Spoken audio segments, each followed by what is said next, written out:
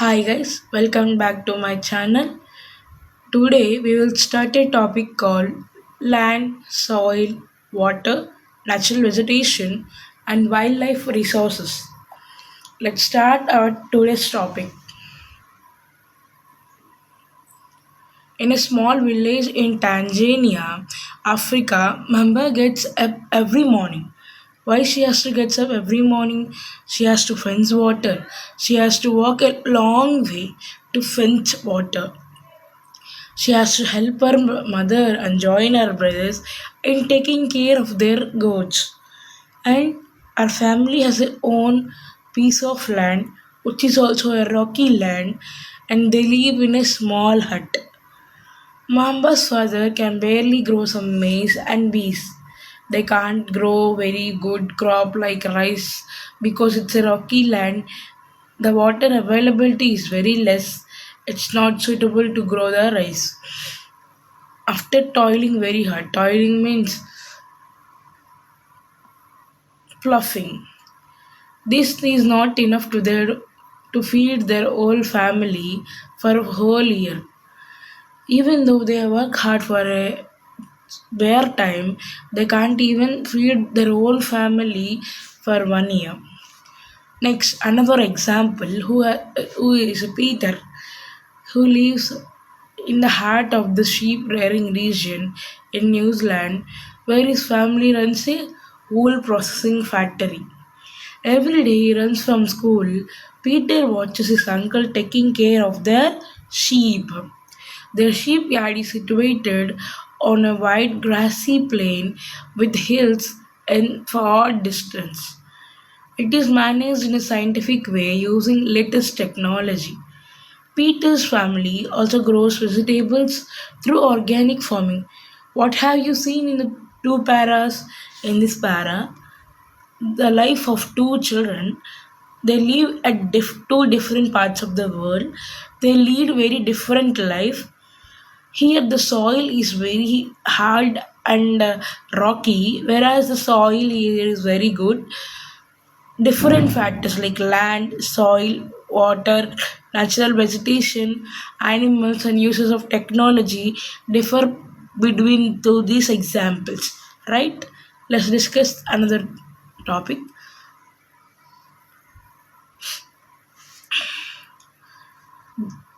The availability of such resources is the main reason from place differs from each other. In one place, some resources are available. Maybe they are not available in such other places.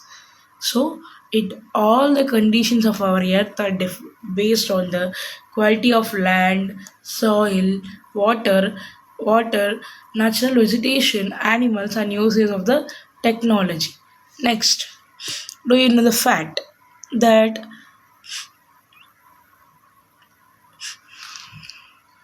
if we consider this as a whole globe, 90% of the population occupies only 30% of the whole globe. Only 30% of the whole globe, 90 percentage of population lives. Remaining 70% of the land is sparely populated or uninhabited. Land. What is a land? Let's start our understanding about land. Land is among the most important natural resource. What is a natural resource? It was given by us, by the nature, in free, for free. These are the free gifts of the nature. It covers only about 30% of the total area of the earth's surface, and all parts of this small percentage are not habitable. Even though the land is covered only one, if we divide the earth into four parts, three parts are water, only one part, the last part of what the land is available. Though that all the land is not habitable, some of the land is habitable, some of the land is not habitable. The uneven distribution of population in different parts of the world is mainly due to varied characteristics like land, climate, The rugged topography, steep slopes of the mountains, low-lying areas susceptible to water, and deserts,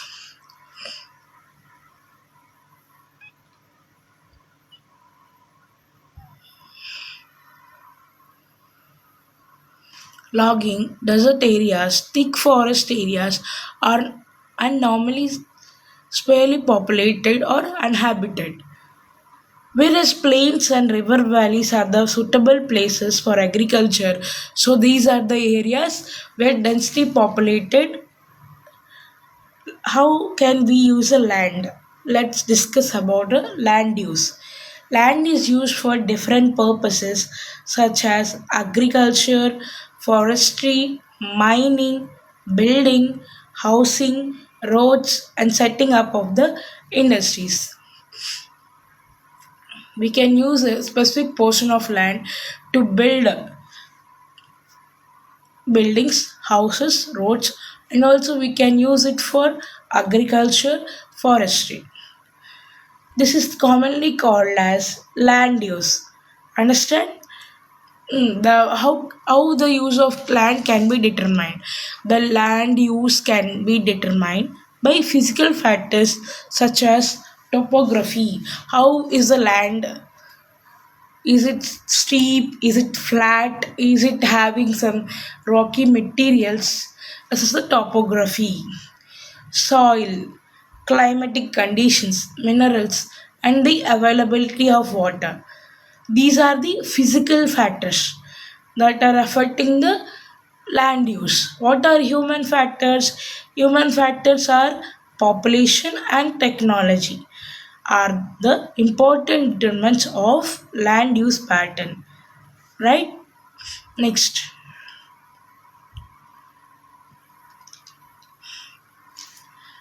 land can also be classified on the basis of ownership.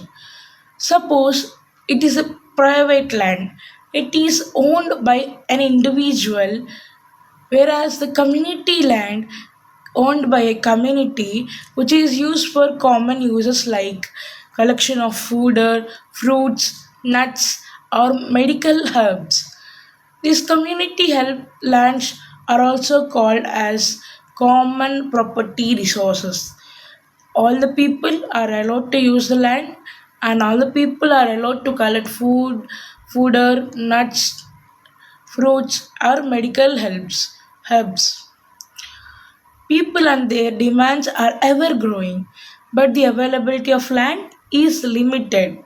The quality of land also differ from place to place. People started encroaching the land to build up commercial areas, housing complexes in urban areas, and to expand the agriculture land in the rural areas. Today, the vast changes in the land use pattern also reflect the cultural changes of our society. What are the people are doing? As the person or the population grows, the demands are ever increasing. So the the demands are increasing. The availability of land is very small or limited, right? The quality of land is also differ from place to place. Some land is quite common, cultivated is good for cultivation, and other land is not good for cultivation, and some land is very good for construction activities, and that is not suitable for agriculture. So there are different types of land based on the quality of soil from place to place. And people started encroaching and occupying some lands to build commercial areas and complexes in the urban areas. And this led to the spread of agriculture only in the rural areas. We barely see agriculture in the urban areas due to these changes. What are the main reasons for for this? Land degradation, landslides, soil erosion, desertification are the main reason or the main threats to the environment because they of the expansion of agriculture and construction activities.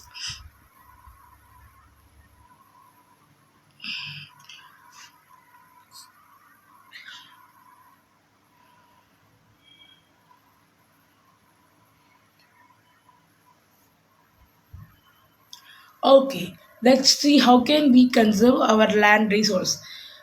The population is ever growing, and the large scale destruction of forest cover and arable land has been taking place, led to the fear of losing our natural resources.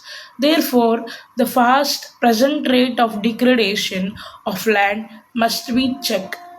Afforestation, land reclamation, regulated use of pesticides, fertilizers, and also check on the overgrazing are some of the common methods used to conserve land resources. Right? Let's see in this picture. Once upon a time, there used to be more greenery, and less occupied by people. Though occupied by people, the greenery remains somewhat. As the population grows, the tree cover has been decreased and the settlements had been increased. And then it even led to, due to the growth in population and urbanization of the start, all the trees which were present in the image too are completely removed, and complexes, buildings, roads are arranged. In the last image, complete forest has been lost, and very few areas of greenery is present. That led to the pollution of, because of the CO2 released by the vehicles. This is very hazardous. We need to conserve our plants, our land, and anything. This is the change of land use over time. Let's discuss what is soil. The soil is a thin, grainy layer covering the surface of the earth is called the soil. It is closely linked to the land. Land forms determine the type of soil, minerals, organic matter, and weathered rocks found on the earth. This happens through the process of weathering. What is weathering? The process of breaking up and decaying of exposed rocks by temperature changes, frost action, plants and animals, and human activity. Weathering nothing but breaking and decaying and washing away, or effects of temperature, frost action, plants or animals, and human activity on the rock to break it into soil is called the weathering. This happens to the process of weathering, right? The right mix of minerals and organic matter make the soil fertile. Minerals plus good mixture of organic matter leads the soil to be fertile.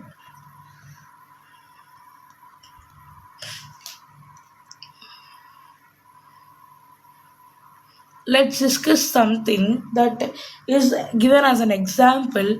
What is a landslide? What is a landslide?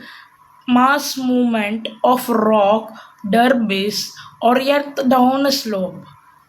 If you have a mountain, this is a mountain where your steep regions are present. It's suddenly moving, mass movement of rock. This will fall down on the settlements. As you see in here, this is a mass hill, and the land was broken down and was flowed down into the people living places. They are often taken place in connection with earthquake. What are the causes? What are the causes of earthquake, floods, and volcano? What landslides are nothing but mass movement of rock, debris down a slope. What are the causes of landslide, earthquakes, floods, and volcanic eruptions? What is the impact? What is the impact of the landslide?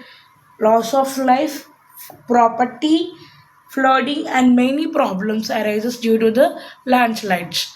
A prolonged spell of rainfall can cause a heavy landslide and that can block the flow of water for quite some time. The formation of river block can cause havoc to the settlements down the stream on its bursting. In a hilly terrain, landslides have been a major and widely spread natural disaster that often strike life and property and occupying a position of major concern. In the recent news, Wayanadu landslide, due to the heavy rains and blockage of river, it led to a great landslide leading to the blockage of river. After that blockage of river, it was given a burst out and many people during their sleep lost their life. Another example, a massive landslide hit Pangi village near Rakok Pier in Kinuru district of Himachal Pradesh and damaged 200 meter stretch of old Hindustan Tibet Road National Highway 2022. It was a sudden landslide which happened in the Pangi village near Rakopio and is damaged the highway number 22. This landslide was triggered by intense blasting at Pangi village. Man-made disaster. Man-made disaster. We should not do the blastings in weak zone areas, and they have done that. It has caused intense damage to the road and nearby villages, and the village was completely evacuated to avoid any possible of life. Due to the man-made disaster, a landslide had been caused and the village has been completely vacated. What is the mitigation mechanism? Mitigation mechanism means how can we avoid such problems, or what are the we do to prevent from happening such hazardous things. Advancement in science technology has empowered us to understand what factors causes the landslides and how to manage them. Some broad mitigation techniques of landslides are as follows: hazard mapping to locate areas prone to the landsliding, hence such areas can be avoided building settlements settlements. See some areas, weak zone areas where they are not suitable for construction or mining activity. That area should be carefully mapped so that such mistakes can be avoided. Construction of retention walls to stop land from slipping. See, such a big retention wall has been built to stop from the land from falling, to stop from it causing a landslide. Such retention walls can be constructed. Increase in vegetation cover to arrest the landslide. If you have more number of trees, it will hold the soil strongly. So we should increase the vegetation. The surface drainage control works to control the movement of landslide along with the rainwater. The Wayanadu landslide is because of the blockage of water and caused a great damage to the life of people. So we should be on check. We should timely check the drainage systems very carefully and check the blockages to prevent the landslides during heavy rains. Let's discuss about another topic. What are the layers of soil and factors for formation of the soil? First, let's discuss about the factors that affect formation of soil.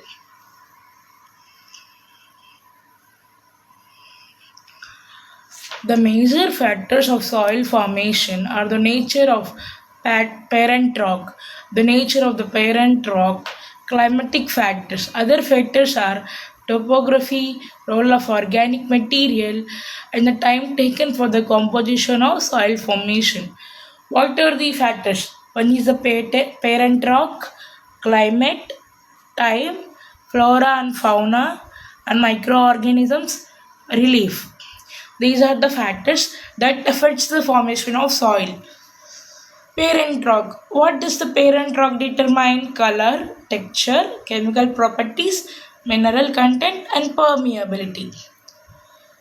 What is color? Some may be red soil, black soil, alluvial soil. Some texture or the chemical properties, the mineral content in the soil, or the permeability of the soil. Climate. What does the climate do? Temperature, rainfall influence, rate of weathering, and humus formation. What is a relief? Altitude and slope determine accumulation of the soil. Flora and fauna and microorganisms affect the rate of humus formation. Time determines the thickness of the soil. These are the factors of for affecting the soil formation. Next, these are the layers of soil in the earth. Top layer is covered with humus and vegetation, and the second layer is subsoil. It is with sand, slit, and clay. Third layer is weathered rock material. Beneath the weathered rock material, it is a parent rock present. It are the This is the layers of soil. How the soil is arranged. Let's do you know fact. It takes hundred of years to just 1 centimeter of soil to just make 1 centimeter of soil. It takes nearly 100 years, right? To For only 1 centimeter it takes 100 years. Due to increasing in population, industrial activities, the pollution and degradation of soil has been increased. So some actions or measures are taken to conserve the soil. Let's just know what is the degradation of soil and what are the conservation measures. Soil erosion and depletion are the major threats. What are the major threats to soil? Soil erosion and depletion are the major threats. Both human and natural factors can lead to degradation of soil. Factors would lead to soil degradation are deforestation, cutting of forests, overgrazing, overuse of chemical fertilizers, pesticides, rainwash, landslides, and floods. Most of these are human activities causing the land degradation, like deforestation, overgrazing by cattle, overuse of chemical fertilizers and pesticides. Everything is caused most of the times by human activities. So how can we conserve the soil? What are the conservation methods or types we can do? First one, mulching. What is this? The bare ground between the plants is covered with a layer of organic matter like straw. It will help to retain the moisture. See, there are some trees. There are some trees here. Here, there are some trees, and between that trees, some layers of dry earth, some layers of organic straw. Between the plantations, some layers of straw has been kept there, which help to retain the moisture of the land and protect the soil. Understood? What is next one? Counter barrier. Stones, grasses, soil are used to build barriers along the counters. Trenches are made in front of the barriers to cover the water. See, this a long steep like one. Stones are used. Stones are kept. Even you can do the plantations, and which will you decrease the water flow. Which is when we can decrease the water flow, the wash away of the soil also can be controlled. So the soil can be protected. It is a plantation, and these are the rocks, bundles of rocks.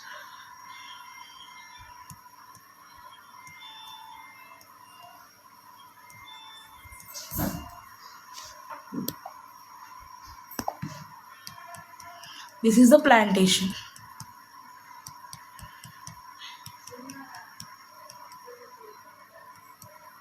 But so stones or grasses or soil are used to build barriers along the counters. Along the counters, trenches are made in front of the barrier to collect water. Thus, it will lead to slowdown of water flow, and we can collect the water at the end. Next, what are rock dams? Let's discuss what are rock dams. Rock dams are nothing but in a speedy flowing canal or river,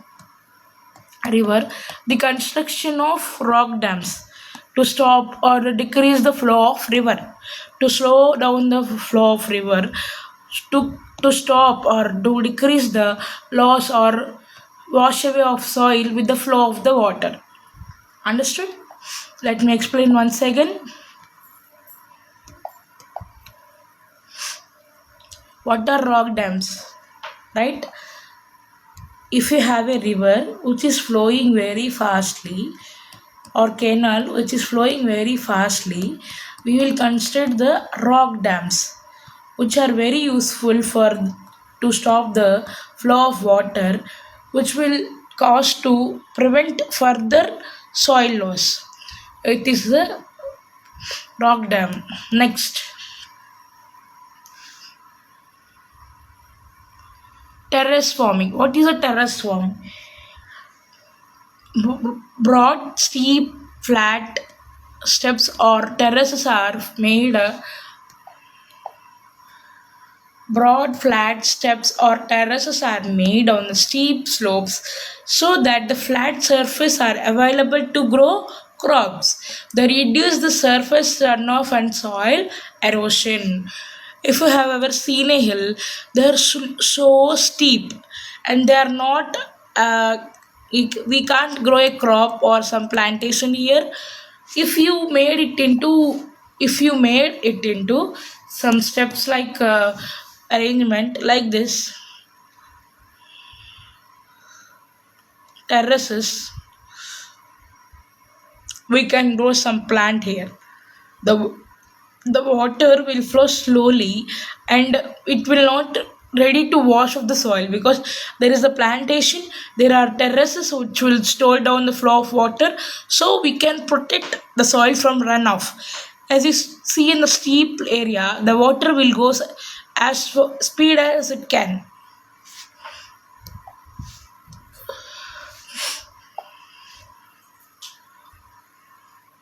Intercropping, cropping different alternate crops in a row. See in the field, first different mixed cropping. It's a type of mixed cropping. We can grow different types of crops which will hold the water and decrease the soil erosion. Like this, growing different crops together. Mixing is a type of mixed cropping which is used to protect the soil from the rain wash. Counter ploughing. Ploughing parallel to the counter of the hill slope to form the natural barrier for water to flow down the slope. See in the picture, they are ploughing parallel to the hill, so that they can decrease the water loss. See, they are just doing it like a parallel to the hill. The last one, shelter belts. What are shelter belts? Shelter belts are in the coastal area or dry areas. Rows of trees are planted to check the wind and protect the soil. So, in the coastal area, trees are planted along the